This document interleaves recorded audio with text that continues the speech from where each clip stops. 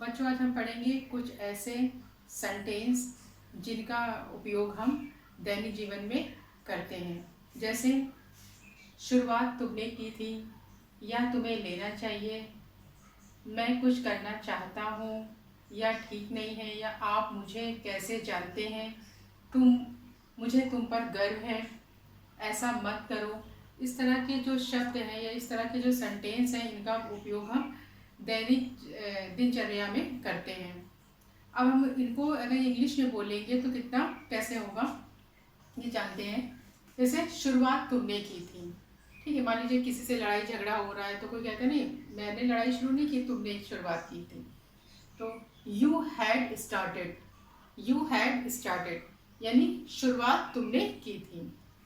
शुरुआत तुमने की थी, यू हैड स्टार्टेड, ठीक है। या तुम्हें लेना चाहिए यानी कोई चीज़ ऐसी है कि किसी ने तुम्हें एडवाइस दी कि हाँ ये तुम्हें लेना चाहिए, बहुत अच्छी चीज़ है। यू शुड टेक इट, या तुम्हें लेना चाहिए। यू शुड टेक इट, ठीक है। वह इसे अच्छी तरह जानता है, या वह इसे अच्छी तरह जानती है।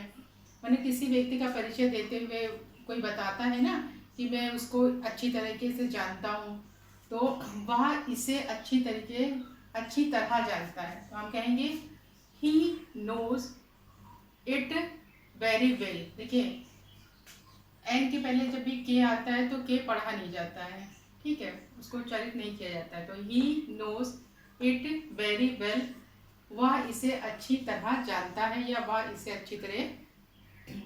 अच्छा, अगर शी यहाँ पे आ जाएगा तो she knows it very well, तो वह इसे अच्छी तरह जानती है, हो जाएगा। I want to do something, मैं कुछ करना चाहता हूँ। जैसे कोई कहता है ना कि मैं अपनी लाइफ में कुछ करना चाहता हूँ, तो हम इसको इंग्लिश में इस तरह कहेंगे, I want to do something, मैं कुछ करना चाहता हूँ, या किसी के लिए मैं कुछ करना चाहता हूँ, तो I want to do something. आप मुझे कैसे जानते हैं। मान लीजिए किसी ने कहा कि आपका ये नाम है, मैं आपको जानता हूँ या मैं आपको जानती हूँ, तो आप पूछेंगे उससे ना, आप मुझे कैसे जानते हैं।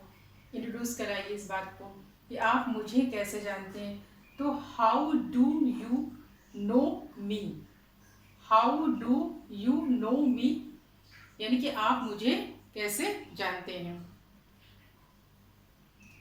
इट इज़ नॉट राइट, या ठीक नहीं है। इसे हम कहेंगे ना कि किसी की बात हमें अच्छी नहीं लगी, या हमें कोई चीज़ अच्छी नहीं लगती, तो हम ये कहते हैं ना हिंदी में, या ठीक नहीं है। तो इंग्लिश में इस तरह बोलेंगे, इट इज़ नॉट राइट, या ठीक नहीं है।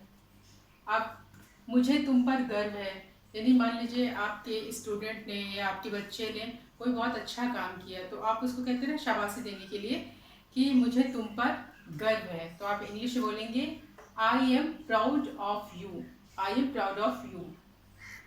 और किसी को हम कहेंगे ना ऐसा मत करो, ये ठीक नहीं है, ऐसा मत करो, तो उसे कहेंगे डोंट डू दिस, ऐसा मत करो, ठीक है, don't do this.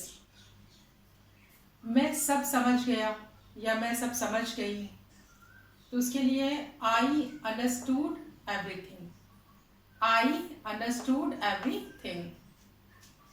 I want your advice, मुझे आपकी सलाह चाहिए। मान लीजिए आप किससे मदद लेना चाहते हैं, तो आप उससे कहेंगे ना, मुझे आपकी सलाह चाहिए, यानी मुझे आपकी एडवाइस चाहिए। तो इंग्लिश में कहेंगे, आई वॉन्ट मतलब चाहिए, आई वॉन्ट योर एडवाइस, क्या चाहिए, सलाह चाहिए, तो मुझे आपकी सलाह चाहिए। मैंने एक सपना देखा, कि मैंने एक ड्रीम देखा, तो आप इंग्लिश में कहेंगे, आई हैड अ ड्रीम, मैंने एक सपना देखा, यानी वो पास्ट में हो गया ना कि मैंने एक सपना देखा। आई हैड अ ड्रीम, मैंने एक सपना देखा। जाने की जरूरत नहीं है, जैसे there is no need to go, यानी कि आपको जाने की जरूरत नहीं। मान लीजिए किसी ऑफिस में किसी से कुछ गड़बड़ी हो गई, तो उसने कहा कि नहीं मैं रिज़ाइन दे देता हूँ, या मैं रिज़ाइन दे देती हूँ। तो अगर आपने वर्क अच्छा किया तो लोग आपको यही कहेंगे ना कि आपको जाने की ज़रूरत नहीं, जिसकी गलती हो जाएगा, तो जाने की ज़रूरत नहीं है।